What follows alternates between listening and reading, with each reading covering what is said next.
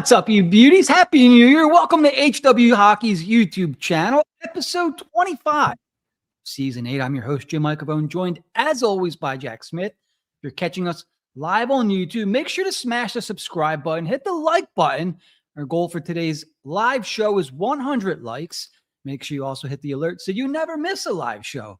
For all the podcast listeners out there, don't forget to subscribe on Apple Podcast or Spotify, or you can consume our show wherever you get your podcast. So you're first in line when newest episodes drop. All right, well, it's the last show of 2026, Jack. And Flyers, obviously, a big win in Vancouver last night. And they play tonight as well against the Calgary Flames to round out the calendar year here. You know, things are, I think, looking up. They dropped a tough game in Seattle a few days ago. The first game coming out of the holiday break, which I don't know about you, Jack, but I always sort of expect to be a dud, especially, you know, the team's traveling out west. Seattle's kind of sitting there waiting for them. So not that I expected a loss. I think it's a game that we hoped they would win, or we assumed that they would win, and they lost, you know. So heading into the game last night against Vancouver, we were hoping for a better effort. And man, in the first 10 minutes to maybe even the entire period, things were looking a little rough there. I think they were getting outshot 10-0 at one point. And at that point, Jack, what were you thinking? I was letting the doubt and the hater part of me creep in a little bit, because I was very upset with the Seattle game. And you make some good points about they're waiting for him and all that, but I'm like, they're just better than Seattle. Like, you had Vladar in net. Like, they are a better team than Seattle. I expected such a better effort than that. And it seemed like with every goal that was scored, they just played less and less and less. So I'm like, they better win in Vancouver. They've already beaten them once. They had the whole hoopla with Quinn Hughes. And I think Vancouver had been playing a little bit better, if I remember correctly, rather. And you see how the game starts. And at some point, I didn't even realize, because they had like one early chance, and then it was like all Vancouver, and it's like, Flyers still looking for the first shot on that. I'm like, are you serious? Like, it's 10 at the time. It was like 9-0. I was like, they haven't got a shot on that yet. You got to be kidding me. This is the Vancouver Canucks. Like, I'll let you slide against Seattle, team you're better than. But the Canucks, seriously? This is the game you have Vladar next, because you're going to have Urson tomorrow? Like, what is going on here? And it's like they had to do their annual thing. They had to just give up the first goal, and then they start playing again. And then they started looking really good. I was like, oh, thank God. And even when they answered back, when they gave up a goal, I think it made it 3-2. And that Michkov to Brink play, immediately after that goal was scored, Michkov gets on the board. I think he had 2 assists the other night. They score right away, 4-2, put it away, 5-2. Grundstrom, who is this guy? Like, he's the one guy who scored in Seattle. I actually had turned the game off at 3-0, like that empty netter, and then like 2 more goals were scored, and one of them was Grundstrom. And I'm like, what's he on? It's like 5 goals in 7 games or something crazy, and he's on the first time in his career he's on a goal streak. It's like, how many? Is it 5 games or something crazy? Like, it's wild to me, absolutely wild. And we talked about the fourth line, and I'm like, well, you gotta give him some runway. I guess this is why. But much better effort last night, and I'm hoping for the same tonight too. They're a better team. I'm trying to defend them, at least for this season, for what it is. They should beat these kind of teams, and they did that last night. Got back on the right track. Hopefully, they can keep it going. Yeah, that's for sure. And let's we'll bring up the standings here, because even though that they dropped that game against Seattle, again, it would have been nice if they won. Things would look a little better. They'd have a little bit more room for error heading into tonight against former Flyers Joel Farabee and Morgan Frost. But currently the Flyers sit 3rd in the Metropolitan Division, just a point behind the Islanders with 2 games in hand. And if the Flyers can win tonight, they will be 10 games over Hockey 500 heading into the new year of 2026, Jack. 10 games over 500. I think they have the least amount of regulation losses in the Eastern Conference, which to me means something. It means the Flyers are tough to get 2 points out of on a nightly basis, in regulation anyway. Like, if you're going to get 2 points from the Flyers, they're going to get at least 1-2 almost half the time. As you can see there, 18 losses, 7 have been in the overtime or shootout. So Yeah, the Flyers are a tough team to get 2 points out of. Are you surprised, Jack, where the Flyers are right now? We're now after Christmas, New Year's Day, New Year's Eve is tonight.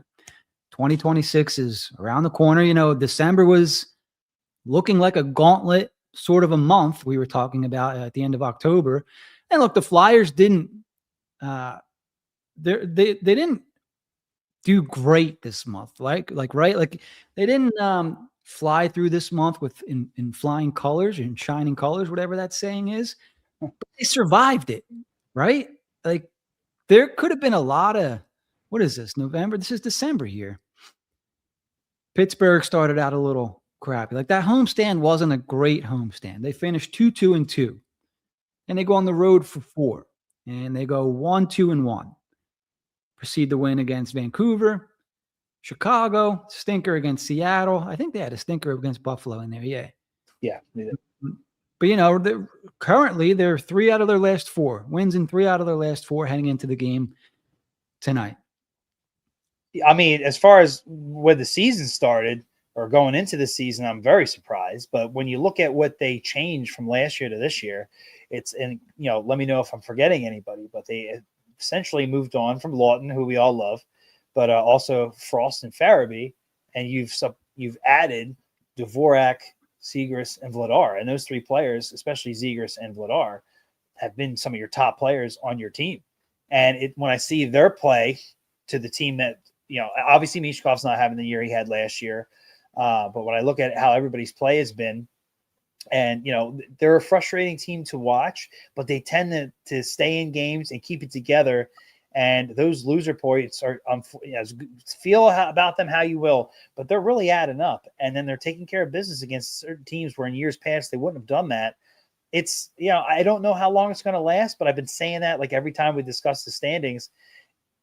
I'm shocked because you look at our predictions, I had them nowhere near the playoffs. I had them missing the playoffs. They're clearly in the playoffs.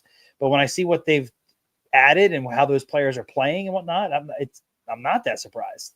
And again, they lost Forrester too. Like he's been out he's obviously out the rest of the season, but they've been without him for a while now, and they're still trucking along.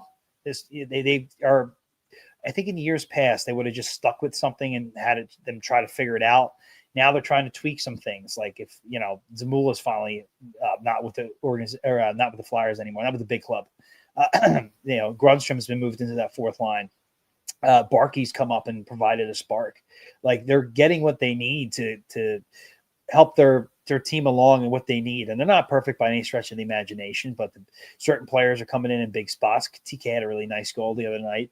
And we like to hate on a lot of these guys, and rightfully so in some cases. But at the end of the day, they're still a pretty solid team. And like you said, they're a tough out. They're playing most teams tough. Yes, they're going to have stinkers. Some of the best teams in the leagues have stinkers. But ultimately, I look at how they play, especially once they give up the first goal and they start coming back. Like they're going to give you a bad period here. It's tough to get a full 60 out of them. For the most part, they're going to play some pretty solid hockey. And if you just do that consistently, you're probably going to have a pretty decent record.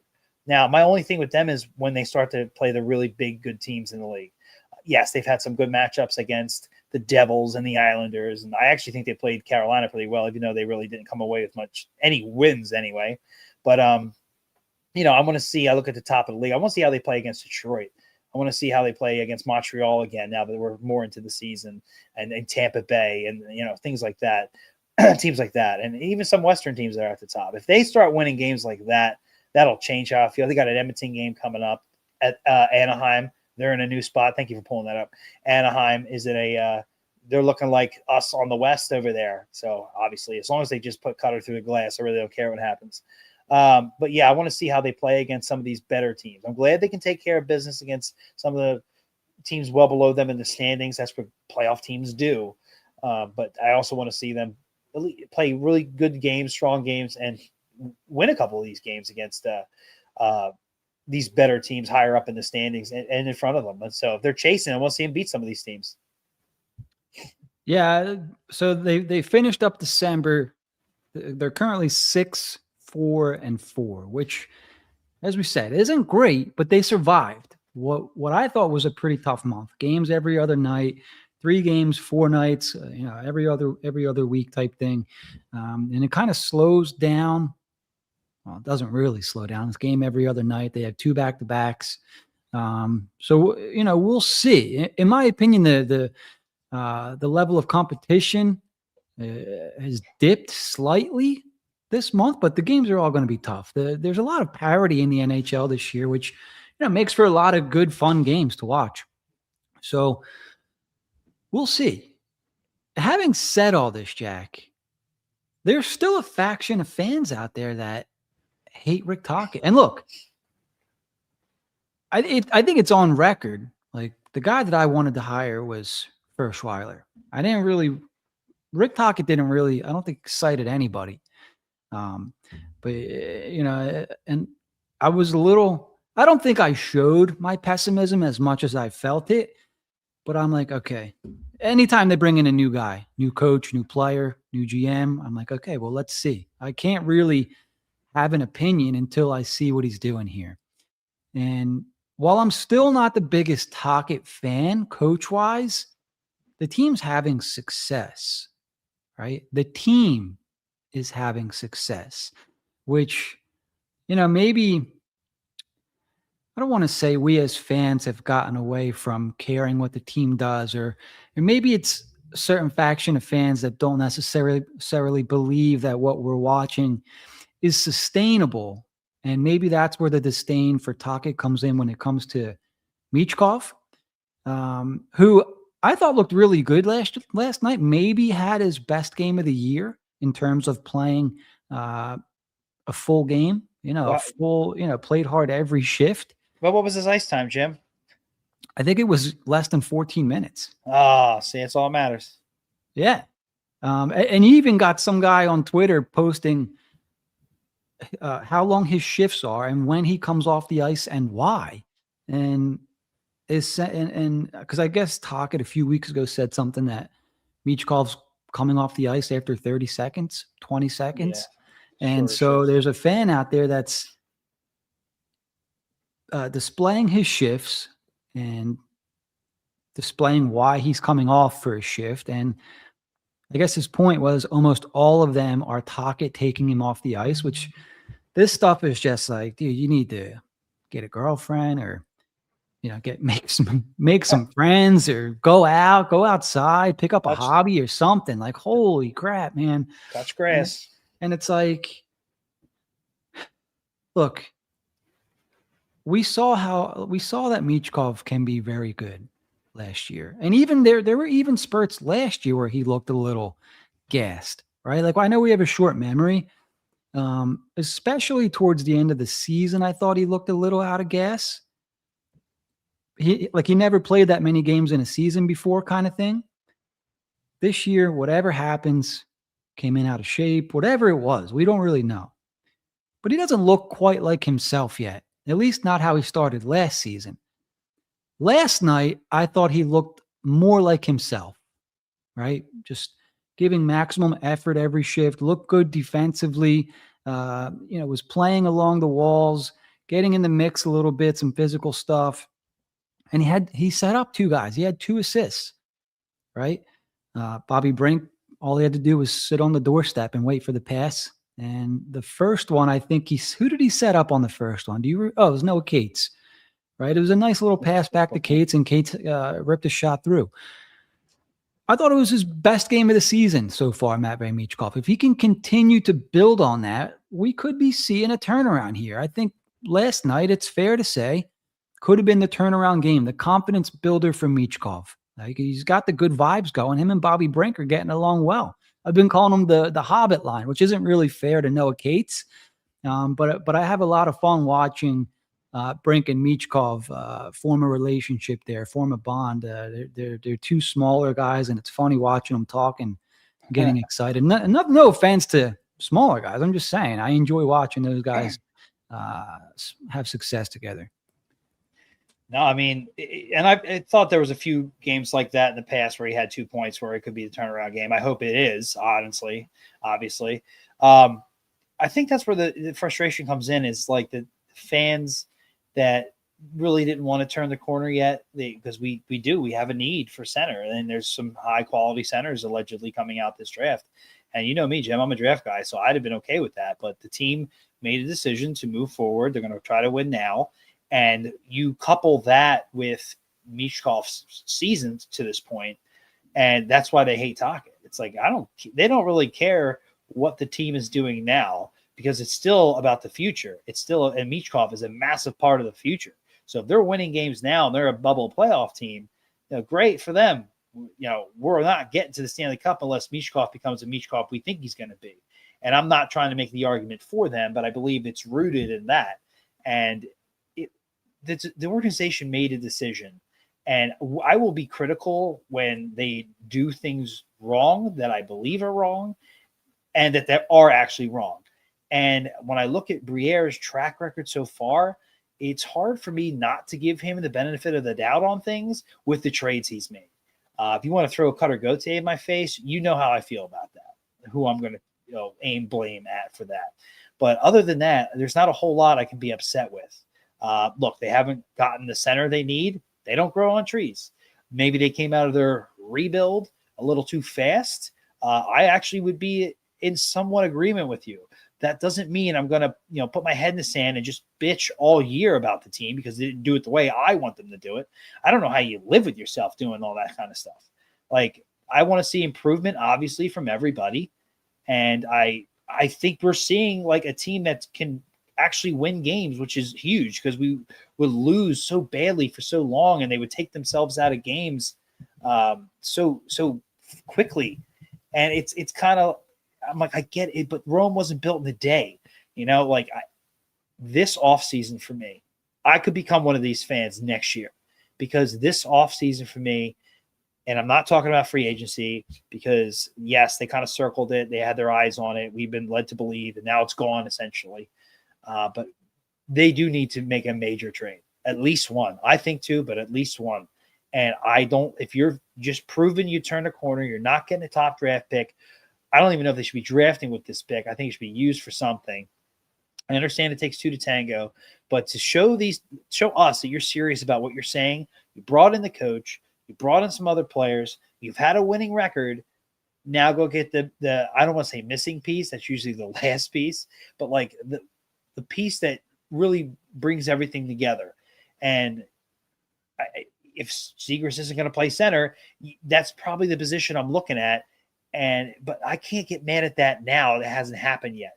Like, I understand the plan. They've literally laid it out for us. So to be upset with how things are going when it's exactly how they laid it out, how it's planned, it's just kind of silly to me. And I think it's just a lot of it's obviously Michkov. It's the Michkov of it all, because of how vital he is. Yeah, and you can't get around that. But it's when you couple it with everything else, it all comes back to that. And I think there's people who are like, look, I don't care if the team finishes dead last and doesn't get a top draft pick. If Michkov has 80 points, then I'm happy. And I get that. But, like, he's not going to win you a championship on his own. Yeah. So here's how I look at it. We got Zegras a point per game. Leads the team in goals, assists, points. Nobody even talks. Jim, nobody talks about that. I never see that on Twitter. Never. Right. That's never talked about. And so who made that trade? Danny Briere. Then next you have Konechny, who, by all accounts, some people say that he still doesn't look like his usual self. And plus 11, 35 points, 12 goals. Real quick on that, Jim. Again, I'm somebody who was all for trading him and not re-signing him for the rebuild. They signed him. It is what it is. I'm not going to continue to bitch about it. What does that do? He's producing. Like he's throughout a season, you expect players to get better as the season, or at least I do. I expect them to get better as the season goes on, especially when you have a new coach, new system, things are new. It takes some time to adjust. So, I give everybody a little bit of leeway. I don't know that I'm the kind of guy that really jumps on a player throughout the season, unless it's Morgan Frost, who's, overstayed his welcome by about 3 seasons kind of thing. But I guess what I'm getting at here is like Owen Tippett, 23 points, 38 games, 12 goals. Noah Cates, like really having an outstanding year, 22 points, 10 goals. Bobby Brink, who had a career high 41 points last year, 19 points, 10 goals, playing with Michkov. Like you don't. I think they look at Bobby Brink as a guy that can get somebody going because he has a surprisingly consistent motor. I think like he's going to give effort every single night. And we're going to talk more about Bobby Brink in a little bit here, but the Flyers have 6 players with 10 plus goals. If Dvorak and Michkov score tonight, which, what's the likelihood of that happening? They'll have 8 players heading into 2026 with 10 plus goals, with double-digit goals. Talk about depth. That's 8 of your top 9 scorers with 10 plus goals. And then not even to mention the revelation of Carl Grundstrom, another Danny Briere trade, who they got for the ghost of Ryan Ellis. What's so funny about that is the last time I remember the Flyers having like 7 or 8 players, they all had like 20 goals throughout the year. You'd have to go back to like when we, 09, 08-ish. And, we had like the Joffrey Loppels and the, Richards, Carter, Briere, all that. We had like the depth like that. We had like 7, 8 guys scoring 20 goals. They then made the trade for the big piece, which was Chris Pronger, and they went to the Cup. They went to Game 6. I'm not saying that's going to happen with this team, but having a really solid team with depth to begin with that can win on their own, and then you go get the piece like that. To me, that's how you build or start to form the foundation of what could be a championship team. I don't think they're just going to do it all in one day. I think they're going to hopefully make the playoffs, be a perennial playoff participant, and kind of like Carolina, and start to knock their way through the rounds. And I think I think it starts here. I think you have to just pick a point, and maybe they should have waited a year, but I think you have to pick a point where you turn things around and say, we're going to try to win now. The players have management's backing, and they did add. They have to admit they added. They lost Farabee and Frost and Lawton, and they added Zegras, Dvorak, and Vladar. And the team is significantly better. I know there's more to it than that, but come on. They got a coach in here who's ready to win. And I know it's a long road. It's going to be a long road. But like to see how they're playing now, how they're never really out of many of the games they played. I'd say of the 99% of the games they played, they were never really out of any of them. And they just – I like what I'm seeing. I like the point totals we're getting up. I love the high-end skill I'm seeing from Zegras. Obviously it's there with Michkov, but it's going to be – he's 21 years old. It's coming around. I'll be honest with you. I want him to play more. I mean, his freaking jersey's right there. Like, I want him to play more. When I go to the game, I don't want him to leave the ice. I get it, but I also understand it. Is Talking a little much? Yeah, he is. I don't think he should be fired because of that. If this continues like into next year when Michkov has a proper – I'll tell you what, when they come back from the Olympic break, if this is as bad as it is, I'm going to start to have issue, especially if Michkov does what he says he's going to do and just train the entire time, essentially get back into better shape, because he is a part of the future and his success is huge. But I don't think it's like people are talking like it's the end of the world. No, like we're going to go back to like the Fletcher Hextall era where we had no nothing. And it's just baffling to me. What it is, a lot of the kids that are watching now don't remember guys like Couturier and Konechny getting the same treatment when they came into the league. Like a lot of young players go through this, especially like, look, the point I was going to make earlier is they have all these guys contributing right now, and Michkov's not even at his best. I would expect throughout the course of the rest of the season, Michkov finds his game. And I think, last night could have been a spark. Like they're doing all this without Michkov at his best, and I think that's coming. Like you're saying, hopefully after it'd be nice if it came sometime during this month, at the very least after the Olympic break kind of thing. But it's going to come. You want to see him get better increasingly as the season goes on, not kind of worse or stuck in the rut. Look, it's fine. He had a slow start. What happened has happened. Let's see the consistent improvement throughout the season. And I we're getting there, I think. Right? Yes. And I just want to see Tocchet reward Michkov a little bit more with ice time and overtime time. And he has put him out there in a few empty net situations, which I appreciate because I know Michkov he did get a goal, and that tends to help get them going. So, but I want to see more. I do want to see him flashing that offense, and I want because the power play needs improvement too. So I want to see him in these when it's time to score. I want to see Michkov out there, and I want to see him get some time in the third period, especially in a tight game, whether it's putting a team away or tying it up or whatever. And I know he doesn't really trust him right now, but hopefully he starts to creep back into his good graces. And hey, maybe one day we're laughing about all this. Yeah. All right, let's move on a little bit here. Let's see where we're at topic-wise. So we did talk about Bobby Brink. We talked about all right. So 2 guys on the team currently, Christian Dvorak. Excuse me. It came out during the week. I think, and Jack, I think you and I talked about this a few shows ago. Signing Christian Dvorak. And my reasonings for that were he's looked great with Trevor Zegras. I think they're the perfect combination, at least. And I get it. Dvorak's not the most skilled center, but coming into the season, that was the pair. Like Dvorak will be able to take faceoffs and cover for Zegras defensively. Zegras will be able to play his game freely. What I didn't expect was for Zegras to raise Dvorak's game offensively. Zegras has become a guy that's so essential. Zegras, in my opinion, is one of the best players you can have. You know why? Because not only will his point totals increase, but he makes players around him better. And that's what he's doing with Christian Dvorak. And now, you'll have people now, because there's contract talks leaking and things like that, say, well, the Flyers could have traded Dvorak and, they could have maximized his value because of Trevor Zegras. And sure, that makes sense. If they trade Dvorak, what are they doing next, do you think, Jack? I don't know. I would hope using whatever assets they get back in that trade with some of their own assets to get themselves another center, which they just traded away. Yeah. So you're replacing a guy that you already had.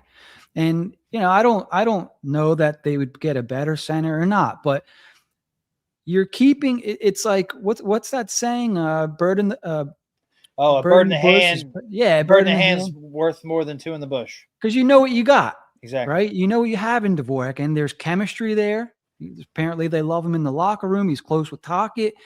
He's playing well with Zegras. You could put anybody on that line and they'll bust him out of a slump. Konechny's he's gotten going. I can't remember who they had on that line before. I think it was Tippett. Tippett was going with them. Like those guys just work. And look, I get all the arguments. He's a little older. When you hear contract extension, everybody has PTSD for signing vets. But, my hope is that it's no more than a 3-year deal. Any more than 3. And then there's some worry there. Why are we signing Dvorak till he's 34, 35 years old? But in a perfect world, there's nothing wrong with a 3-year, whatever. I think it was rumored 5.5. We were saying like, I'd be okay with 6 for Dvorak. 3 years, $6 million per. Nothing wrong with that until some of these other guys get going. Luchanko, who we'll talk about in a little bit. Nesbitt might have a little bit longer runway. I don't know. But they need a guy. And he works well with Zegras, who we want to come back. He hasn't signed yet. It's not guaranteed he'll be here. He's an RFA, but yeah, so I'm just like, well, you know what you have? You have a center that plays well defensively, works well with your best player. Makes sense to bring him back for a few years. Look, as long as it's not 4 or 5, like I already said. What are your thoughts, Shaq? So it's just one of those things. Like, what are you doing going forward if you don't? Look, if he prices himself out from you, that's a different story. But first off, teams going for a playoff spot, going for the playoffs. We've told everybody they're going to try to win now. If they would have turned around and trade a guy in a playoff race, that would just you can't trust anything they say, and it's a big FU to their own team. So I don't even know why that's still being discussed. Like we've moved on from that. He's a guy that has always played well with Tocchet. I think his only down years were I think Montreal didn't get what they thought they were going to get out of the guy. So he's come here. He's been one of our better players. I argue one of our best for what his role is. And we overpaid, obviously, because it was 1 year. And I look at like how the cap is going up and where our money is allocated and what we need and what's not available in free agency. I mean, this guy was lining himself up to be one of, if not the best center available. And when I first heard extension, I'm like, oh, geez, they're going to, $7 million at 5 years, until he's 36 or something crazy like that. And I saw the rumors like 3 years, $5.5 million. I'm like, I could definitely live with that considering where their team's at. And if they're going to make a trade for somebody and prospects are involved, I tend to believe Luchenko is a name that'll be involved. I don't know for sure. They are weak at the center position, obviously, but it just is the name that comes up and in certain trade scenarios, and it just makes sense. And you're going to need centers. You don't have any, like, outside of what, Coots? Like, Zegras isn't playing center. Cates could be better served at wing if you needed him to. His face-off percentage is about as good as Zegras's. Maybe a slightly better. What does that do for you? Like none of these guys like really move the needle for me at the center position. And Dvorak at times has been your 1C this season, and you're going to get him at 5.5 for a couple of years. Like, does that really bother you? 3 years? Are we maxed out at our cap? No, not even close. So if it was anything longer, really, or more money, I was surprised when I saw those numbers. I was like, I'd do that. If that's what it comes out, I'd be fine with that. I can live with that. It's also a tradable contract if you had to down the road, so I think people just think it's more mediocrity, and I understand that, but what's your alternative? I think there's a world where they re-sign Dvorak and they still make a trade for somebody. That's exactly what they should do. If they if we go into next season and all they've done is bring back Zegras and Dvorak and I don't know, maybe a small piece here or there, I have a massive issue with that. But it's the other part I'm more concerned with. It's not this. This is a stabilizing piece until the other guys come along, which, what is Barkey going to be your center? Do you really see him as an NHL center? And if he is, it's going to be a couple of years, I would think. And he's nowhere near being able to play with your top dogs. Yeah, he's a nice Luchenko or Nesbitt. Well, those so to me, because Barkey's here now. I'm thinking in the short term, like where that would span these 3 years if we were to resign him. Because to me, Nesbitt's not going to be here at least 2 years, maybe 3. He's so far along he's like a project. They knew that when they drafted the guy. I don't see him being here. If he is here, I think it'll be after this Dvorak contract, say it is 3 years, is up and done. We'll see with Berglund. I don't think I can live just on his WJC performance. I think he's going to need a little bit more than that. And Luchenko, I don't know, man. Is Luchenko really doing it for you? Like, I mean, I like him as a prospect, but do I expect he'll be here next year? Like he'll be, I don't know. He was put on that Canada team and he's like third line winger. And the guys drafted ahead of him are playing center on a higher line. So I'm not saying I'm not out on him, but he's kind of a project within himself. He was a young draftee, and it's not like he's exploding. So I just feel like these guys are going to take longer than we think if we don't trade some of them. What is their option at center? Like they have one right now. You need 4 of them. They have one right now. I don't see that big trade coming. Hopefully this summer, or maybe this trade deadline, although that'd be shocking. I don't understand what the pivot plan is to not keeping this guy that's working for you now. Yeah, I'm good with it. I like Dvorak. I enjoy watching him. I get the look. They said in the beginning of the year they're not looking to trade guys out anymore, right? And even though that 1-year deal and Dvorak's the perfect trade candidate, yada yada, they said they weren't going to do it. And so, okay, well, what's the alternatives here? Either you let the guy walk after the season, or you bring a guy back that's working out, and it's working out. It doesn't sound like he's going to want $7-8 million. I think the Flyers did him a favor, overpaying him for the year, and said, let us try to, see what we're doing here. You're with Tocchet. If you like it here, we'll sign you for, however much. And if you don't like it, you have a good year, you can go get paid somewhere else. There you go. Sometimes building, sometimes when you become comfortable at a place and you end up liking it, what would you rather do? Would you rather be comfortable and stay at a place that you like to be? Or would you rather chance leaving for more money and not having the same, comfortability kind of thing? So I wonder if it was like that kind of thing. Like, hey, we'll bring you in for a year. If you like it here, let's get something done. If you don't, we'll move you at the deadline, whatever it is. And it's working out, A perfect example of the question you just asked, and he has said this live, is Billy Lano.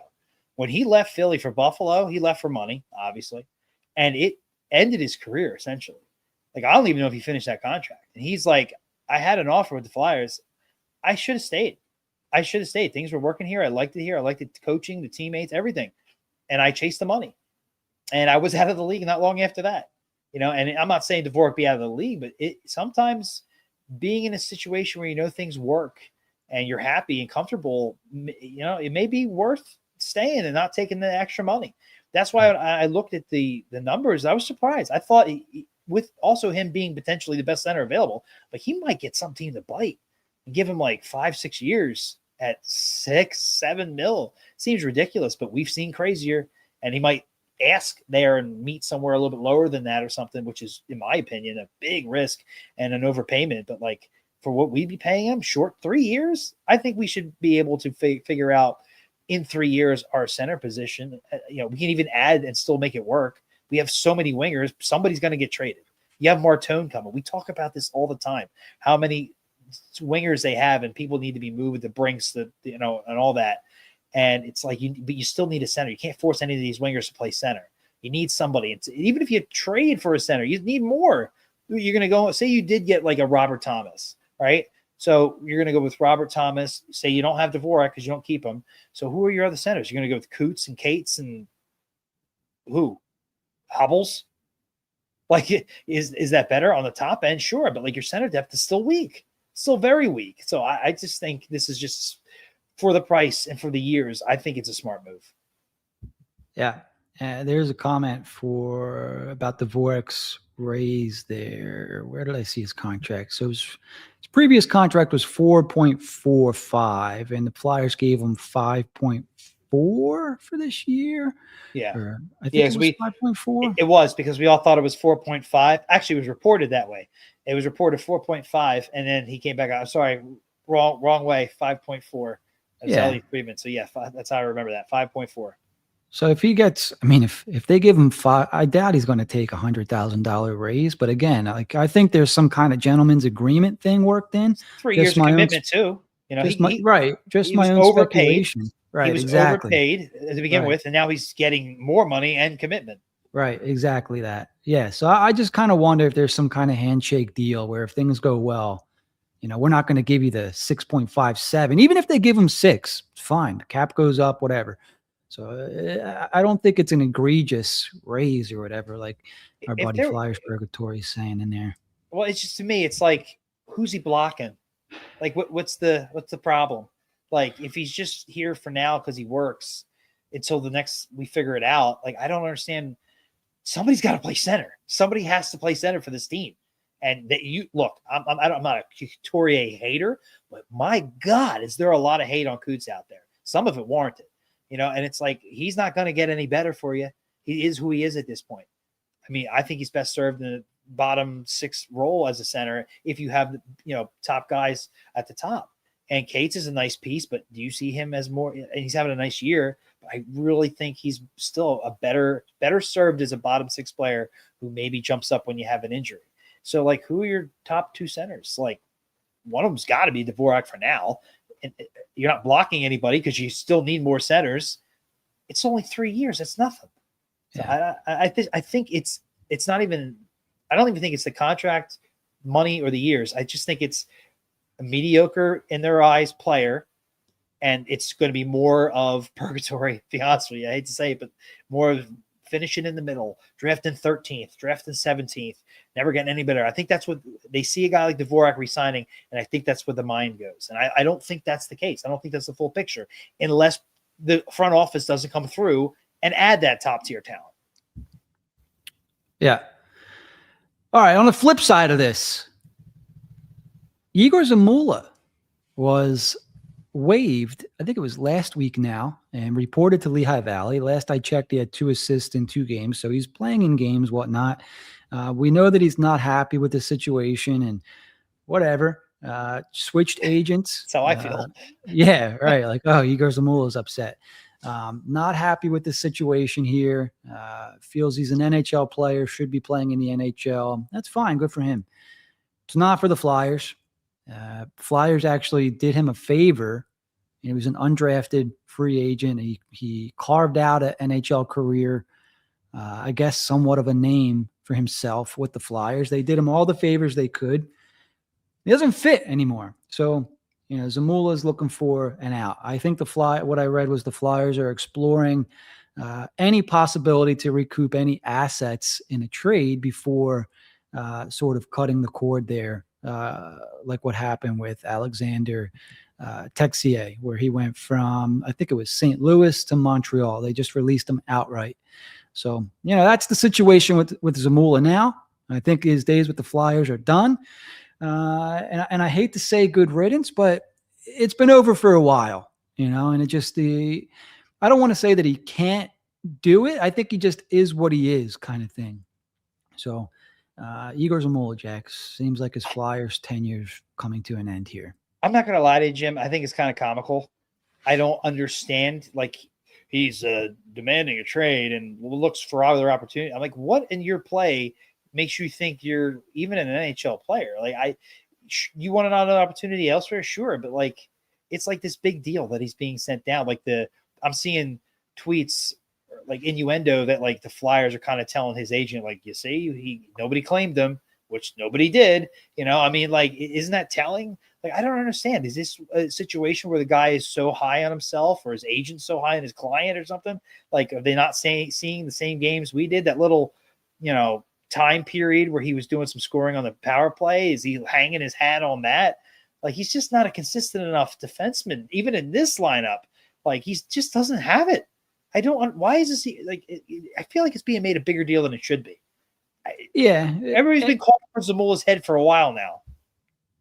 Yeah, I think it's a bigger deal for the player since he's been up in the NHL for the last however many seasons. But, watching him play, there's no slower player on the ice on any given night than Igor Zamula.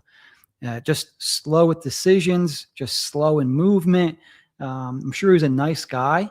Maybe he's fun to be around, whatever it is, but just slow. There's no other way to put it. He's slow. Like, when I watch him live, I'm like, okay, he knows the right play. He has the time. He has the space. Make the play. Make the play. What are you waiting for? Make the play. And it just takes so long that by the time he makes the play, whatever was there is gone. Right. And God forbid you pressure him with the puck. It's going to be a turnover. So, it was time. They have better players. They have a bigger player in Juleson. They have Andres up, who should have been on there to start the beginning of the season. I'm not sure what was going on with that, Rick Tocchet. But I digress. He's seeing the light. Andres taking his spot. Sealer's here. Ristolainen's healthy again. There's nowhere for Zamula. And so, good riddance. Yeah, he's just blocking other guys at this point. They've bent over backwards to try to keep him in the NHL and give him a shot. Mm-hmm. And it feels like the responses are like almost spiteful in a way. It's like, he ain't good enough. Like, I don't know what to tell you. Like, we got bigger fish to fry. Like, if we get something back from him, great. It's good asset management, but like, I have no love lost here. Like, it's Zamula, for God's sake. Like, yeah. I go back years, people putting him in our like projected lineup when we're like ready to win, and he's in. I'm like, I don't see that in Zamula. Where's this coming from? And he had some spurts, but that's it.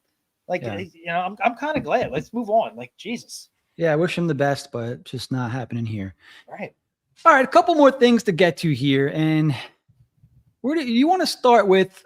A rumor first, Jack, or a prospect sort of analysis? So I do want to talk about Luchenko, and I obviously want to talk about the Ryan Hartman link to the Flyers again.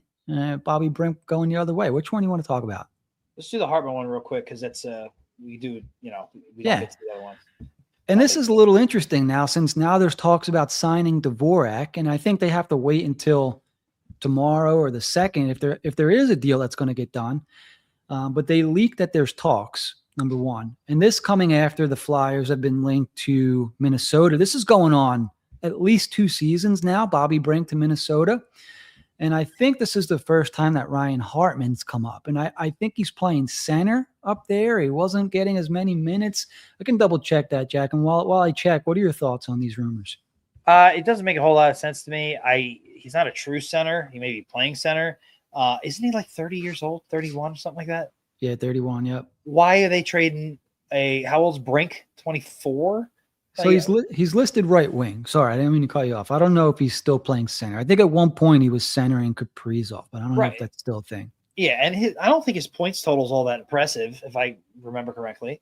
And I don't understand why they would be trading a young player for a 31-year-old decent guy who could play center if they need to.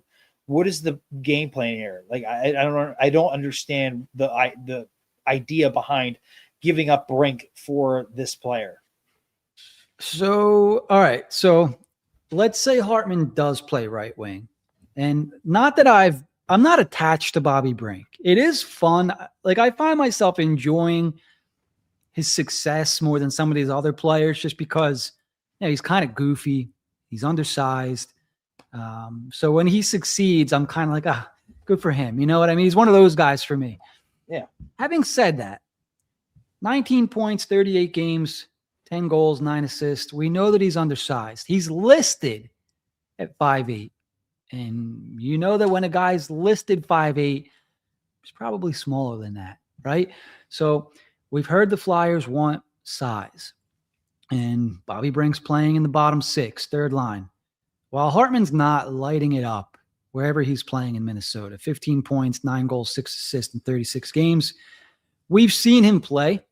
He's got a little bit of snarl to his game. He can lay a big hit. I haven't watched Ryan Hartman since he's been in Philly, but I assume that he plays a similar style still. We know that he's got some grit. He can be a dickhead to play against. And we know that he can, he's got some scoring touch. First round pedigree, 30th overall back in 2013. Is it a trade that I would be excited for? No. Do I understand why it could happen? Yeah, I think I do. The age difference is massive. But like we're saying, the Flyers are going to have to open up spots pretty quickly here. And let me look at Brink's contract here. Let me look at both players' contracts because it could be an example like we need to get bigger. We want to get a little meaner on the bottom 6. So we're going to move out Brink for Hartman. We know we're not going to bring Brink back. So let's bring in Hartman for however long his contract is for, and let's move on. You know what I'm saying? Yeah, I understand the thought process, but the Flyers really in that position. We're trading out young players for 31, 2-year-olds now. Like, I don't think we're there. We're not. That's not the position that we're at. That's something a team that's like it has their star players are in the playoffs. They start doing things like that. Brink still has value. He's a young, talented player who could get better. He's proven he's gotten better every year, particularly with his skating. And we're going to just move him for a 31-year-old guy to give us some grit. Like I could see it happening, but not where the Flyers are today. Go ahead. So here's another thing. So Bobby Brink is on the second year of a 2-year deal. Yeah, he's an RFA, but he's making 1.5 now. What's he going to want, in the summer? I would say it's probably going to be around $3 million. Ryan Hartman's making $4 million now and for next year and can flex between right wing and center. Look, I'm not saying that I want Ryan Hartman. I'm trying to rationalize why this could be a deal they're exploring, why it could make sense. I don't think they want to bring Bobby Brink back for next year. I think they want to make a spot, for Martone, quite frankly. And if Hartman's here, he's a guy that can flex in your fourth line. If they're looking for a fourth line center, he can flex into your third line. So I think he's a guy that can move around the lineup. Yeah, he's making $4 million for the next season and a half, but he's a guy that is going to be here, more veteran presence. He adds a little bit of, he's mean. I feel like he sort of has the same mentality as Dvorak kind of thing, or I don't know. I could see how it makes sense. Where if you look at the Flyers roster, it's a lot of nice guys on the roster. You know what I mean? No, I So know. I don't get what you're know. saying. I like that kind of player, and the team could use a player like that. I just don't think the team is at a point where they could be trading young, but players who can get better, who have value. And it's a winger for winger deal essentially. I would rather, if I'm all for moving Brink. This is not the deal I envisioned Brink being moved in. It feels very like, we're gonna have all these wingers and we're gonna move them and we got Ryan Hartman. What? Why? Like it's very confusing to me. And you explained it beautifully. I just don't think and I would like a player like that, but for what we'd be giving up and the reasons around that, I'd rather sign Brink to whatever extension he's going to get, and you could still move him. Like you're not married to it. And he's a guy, he's got interest in the league. Why can't we, make this into a bigger deal with somebody else, particularly in the offseason when these things can be more available? There's a lot of teams in the league, and there's a lot of teams go through transition. You can't find somebody else. You have to make this move today. It just seems odd to me. It just seems odd. I hope it's more of a Flyers like Hartman, Minnesota likes Brink, but the trade isn't really there. Because I just don't think you do that. At least not now. If we were in a different situation, if we're pushing for a playoff spot and we need to do, okay, maybe do something like that. But how many, and I'm not saying Brink's going to be this guy, but I remember Bobby Clark doing that. And he traded away some good players like Patrick Sharp to get like a guy like that to play to win now, who wasn't really all that much better, but was more of a veteran presence. And, if you're going to trade a guy like that, I would really, and he meshes so well with the team and he's gotten better every year. That's who we're trading for. I would be very disappointed. I really would. Yeah. I don't know what Brink's value is around the league, but like I said, he's one of those guys you kind of root for a little bit, or he's one of those guys like I said, when they score, you're a little extra happy for whatever reason. I don't know why. I think it's just his face. But yeah, he does look. I was getting myself in trouble. Yeah. Okay. He looks funny. All right. So maybe how long are we in here? We are 52 minutes. Jet Luchenko, Jack, has been the talk of Flyers Twitter throughout this World Junior Tournament. And, maybe it's for good reason. It was the Flyers traded back to draft him instead of drafting Zeev Bouillon, who was just used in a trade to acquire Quinn Hughes. And fans are expecting more from Luchenko, which is absolutely 100% fair, right? So I'm going to preface with that. I'll also say that these World Junior tournaments are just blown incredibly out of proportion. And I'm going to tell you why I think that is. Obviously, you want to see your players score points, right? Because it makes you feel good. Like, okay, this guy's doing what he's supposed to do, kind of thing, yada, yada.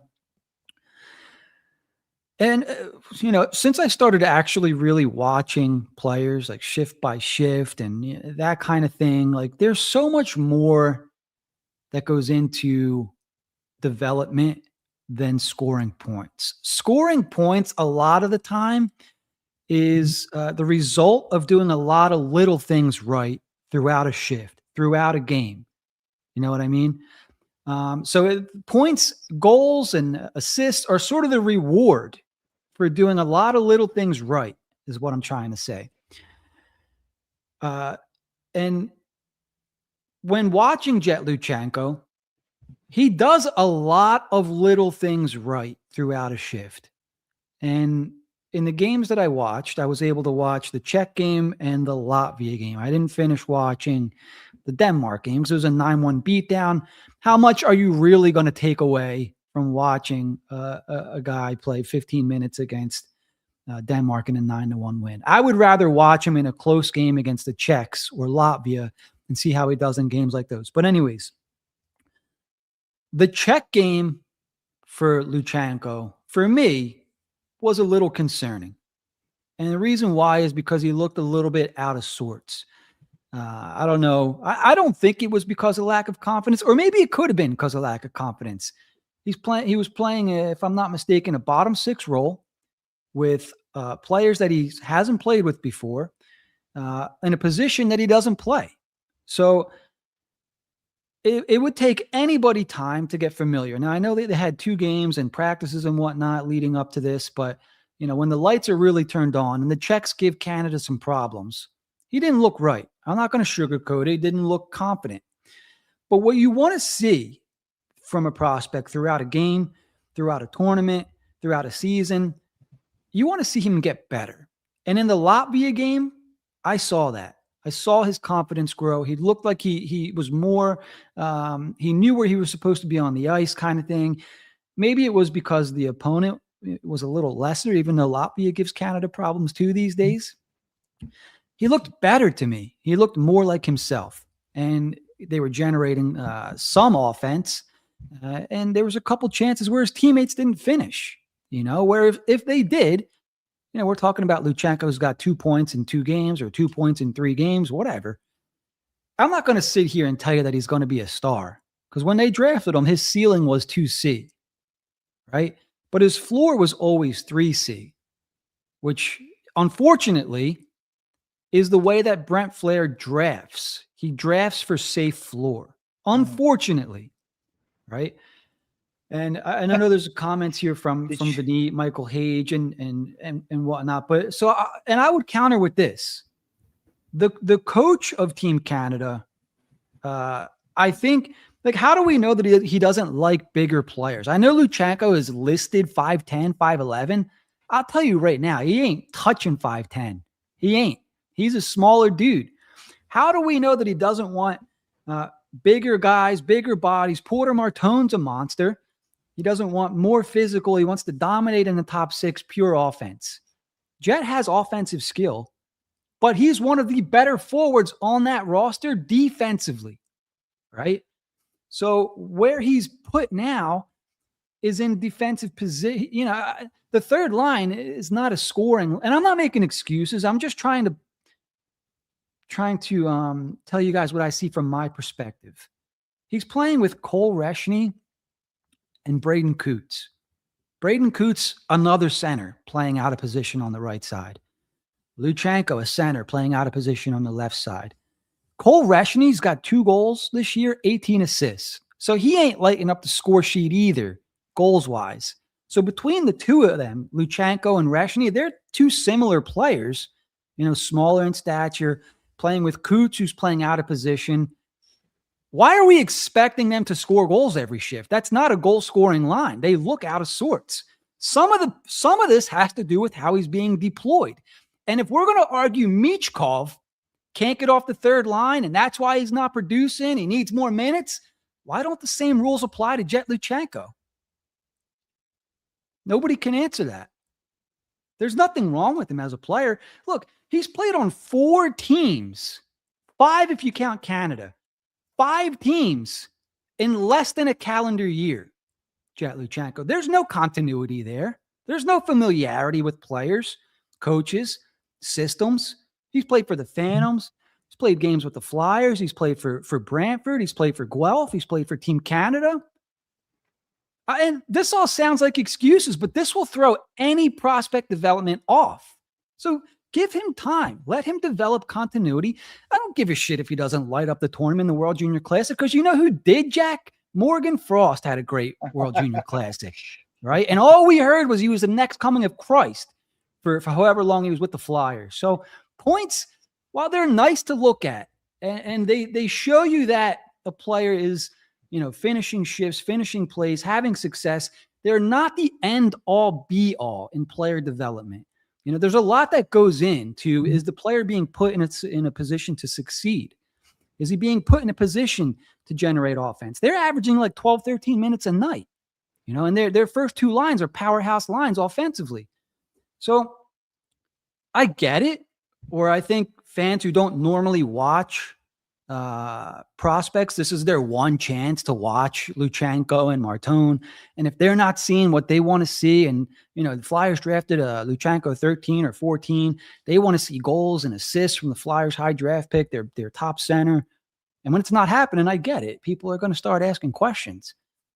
but it's not a barometer of how good of a prospect is he. There's a lot of factors to go in. Why isn't this kid succeeding? And it's not because he's not a good player. So I just wanted to get that out. That was a lot. That was pretty good, Jim. I mean, it's weird. Like, my thoughts on Luchenko is really has nothing to do with World Juniors. The roster setup was somewhat telling, but you may be right. You may have just explained what that was. For me as a player, I was very critical at the time for multiple reasons, not just the player himself. People talk like Luchenko like he was a second-round pick, or he was a projected second-round pick, and that's not true. Like, he was in the late teens, early 20s, some a little bit further back than that. But like, he was overdrafted, but not by as much as people think. And I understand Boyum and even Hellenius and how good those players look. But Luchenko is a project. He was young. He's going to take time before he gets here.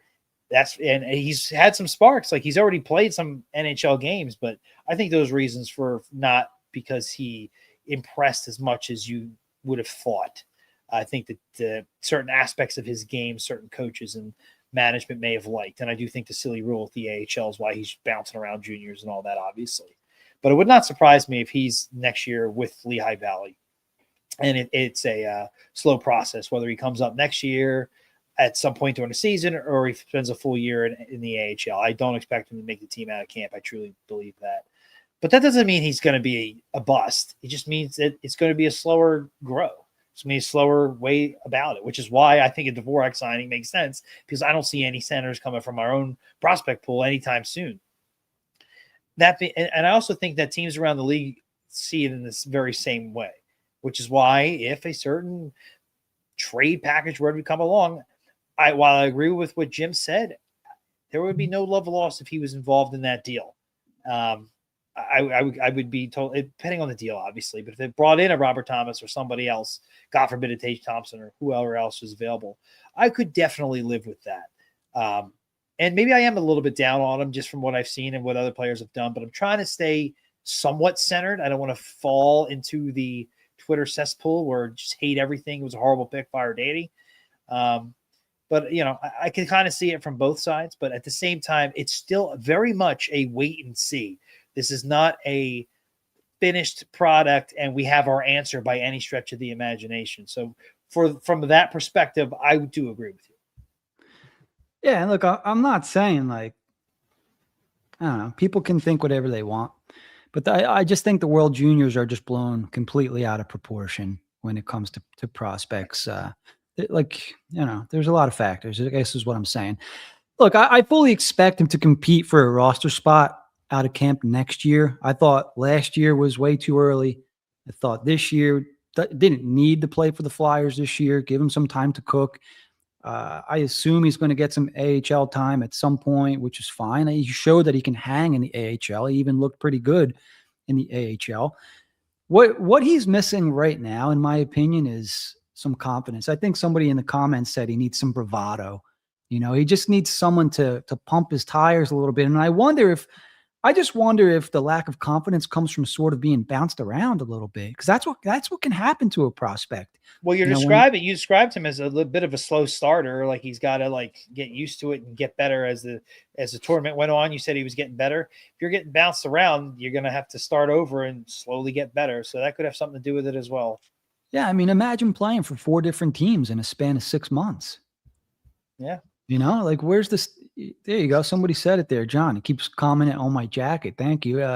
Stability and encouragement. That's what stability can go a long way. Once you're able to get a little comfortable and, it's the same thing every day, the same people, the same teammates, coaches, same message. You're able to maybe get that confidence back. So I'm not worried about Luchenko at all. Well, what he's being asked to do, he's doing it well. A lot of it's the other players that were drafted around him. And I get it. Look, we complained about it then, a couple months. I'm not going to keep bringing it up. I don't see the point. If Boyum, oh my God, whenever I need to say it, Boyum does well in Vancouver now, good for him. I don't we are where we are. Nothing's going to change. We had our time to complain about it. And I think people like to say, well, Danny screwed up. was like, all right, well, maybe he did. Well, I don't think that's by any stretch of the imagination a foregone conclusion at this point, but there's also plenty to point to that Danny did right. I don't think any GM is going to do everything 100% right. So at the very least, can we wait it out? So we'll see what we got. We knew with his age and whatnot, it was going to be a slow burn. But I think anytime there's an opportunity to see where your prospect ranks or even performs, and he's not really ranking high or performing well, you just, the criticism is going to come in tenfold, and it all goes back to draft night, honestly. And it's just going to be one of those things forever. And I get it. There's some people who don't believe he's going to be anything. And you said it yourself. He's, you got a guy, he's a 2 C's a ceiling and a 3 C's a floor. And you said that was very unfortunate. And I get, it is what it is. And it could be the case. And when you draft safe, you tend not to get these studs. It doesn't mean he's not a useful player. Doesn't mean it's not something we use in a trade package.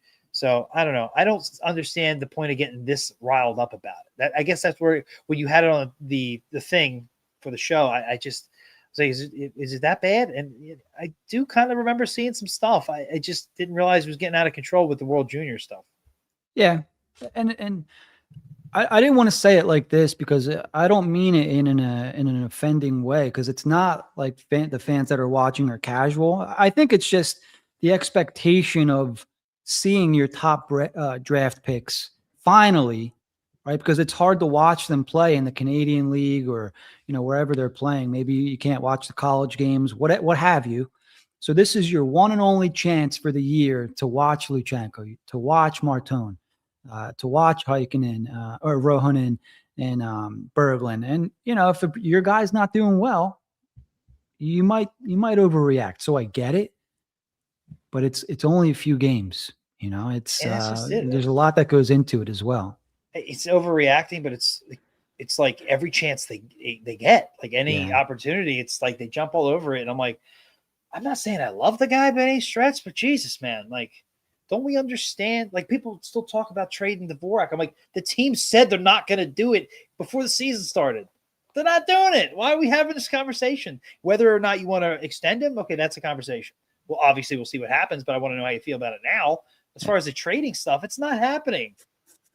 Yeah, I mean, when you draft, there's this word. It begins with a D. It's called development, and this is all part of it. There's ups and downs in development. And, if you want to view this as a down point or whatever, what that means to me is the up is coming, so at least that's how I think of things. Because I believe in Luchenko as a prospect. I think he's a very good player. If we're talking about a down slope, to me, that only means the upslope is coming. So I don't know if that makes me toxically positive. There's an interesting. But I think he's a good player, and he's going to find his way out of whatever's going on. So you're oxymoron right there. Toxically positive. Yeah. Well, you heard it. I stole it from Toxic Empathy, right? So toxic positivity, I guess. But I like the player. I think the upswing's coming, so I'm not worried. Yeah, I mean, he's young. It is what it is. I don't know. You're never going to see me lose my mind over it. But again, if they traded him, I'm not going to slam I can't believe they traded him. Sure. I'm right. I feel like I'm right where I should be. I think you are too, to be honest. You just see this and you kind of roll your eyes. Right. Yeah. And like you said, if he was involved in a deal, I wouldn't be upset about it, depending on who they got back. But unless it was for Ryan Hartman, then I'd be upset. Right. Of course. Yeah. But there's positives to Luchenko. That's all I'm saying. So, okay. All right, so we're wrapping up, Jack. Want to pop out the read? Yes, let's knock out the read. I saved a comment I thought was funny. I'll read it to you afterwards. All right, you ready? Ready. All right, guys, quick timeout, because if you're a diehard Philly fan, you need to hear about this. Fans of Philly is the ultimate way to hit the road with the Birds, the Flyers, the Phils, or even the Sixers. We're talking full travel packages, your hotel, your transportation, and yes, the tailgates that are basically legendary at this point. all taken care of for you. No stress, no scrambling for tickets, no worrying about where you're staying. You just show up, throw on your jersey, and enjoy the ride with your fellow die-hard Philly fans. So whether it's flying out to see the Eagles take over an opponent's arena, cheering on the Flyers in enemy territory, or making it a full weekend getaway for your Phillies and Sixers games, Fans of Phillies has you covered. Trust me, this is the closest you'll get to feeling one of the players when they roll into town, because the takeover is real. So check them out Monday through Friday, 9 to 5, and start planning your next Philly sports road trip today. That's Fans of Philly, PHFansofPhilly.com, where every away game feels like a home game. All right, great stuff. Paid the bills. All right, you said you had a comment here. Yeah, I was trying to get caught up on everything. I couldn't read everything. You were doing a little bit better job with the as they came in. I was getting caught up, but this one was at some point.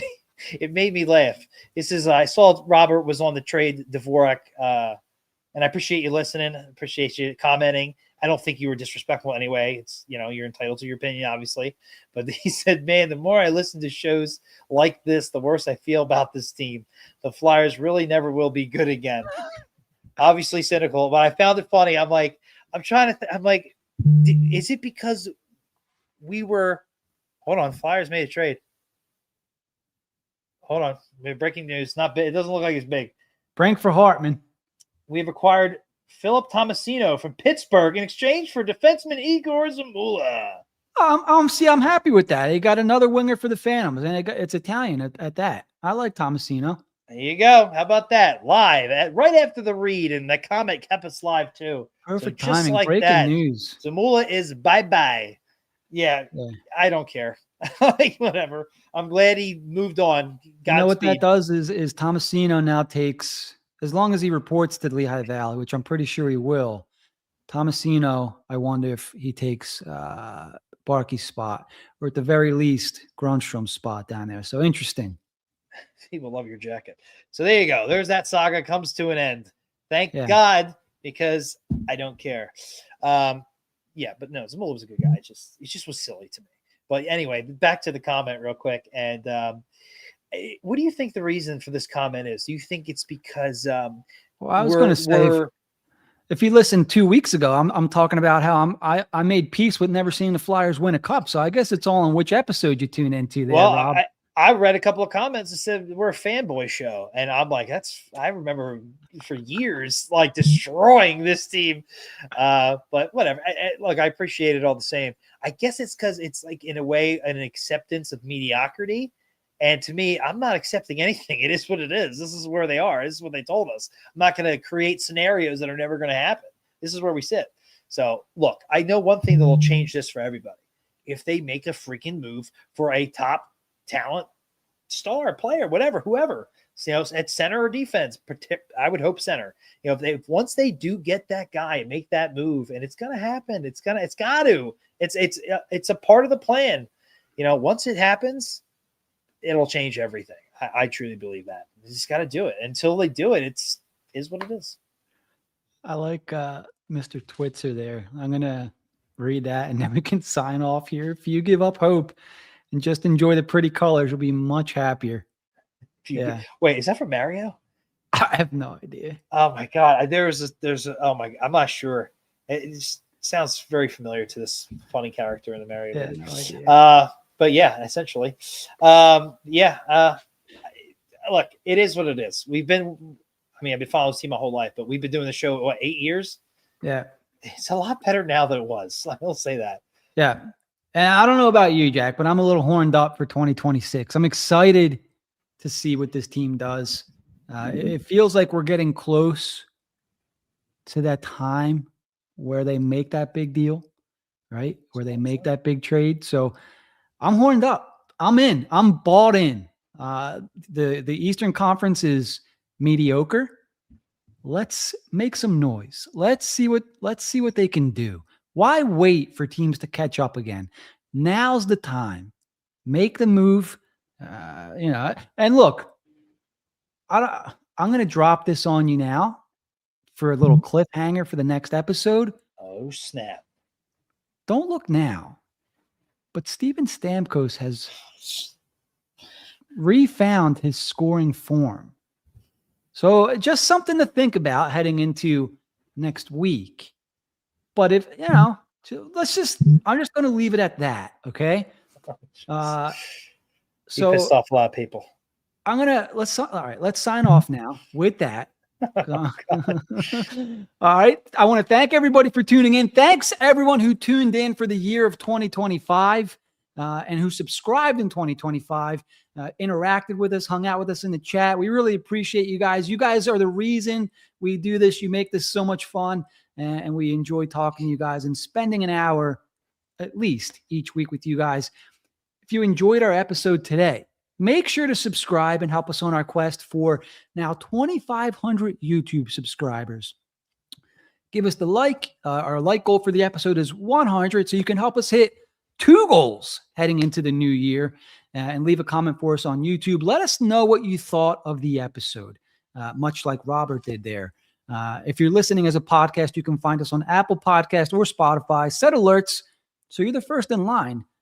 So you're the first to know when we drop a new show. And for all of our latest episodes, head over to our YouTube at HWYT, at HW Hockey YT. All right, Jack, we're going to sign off, man. Happy New Year. It's another year with you. Another great year. Hopefully 2026 is even better. Damn right, Jim. We're going to see big things, big trades, baby. Happy New Year, everybody. Zamula is just the start, huh? All right, boys and girls.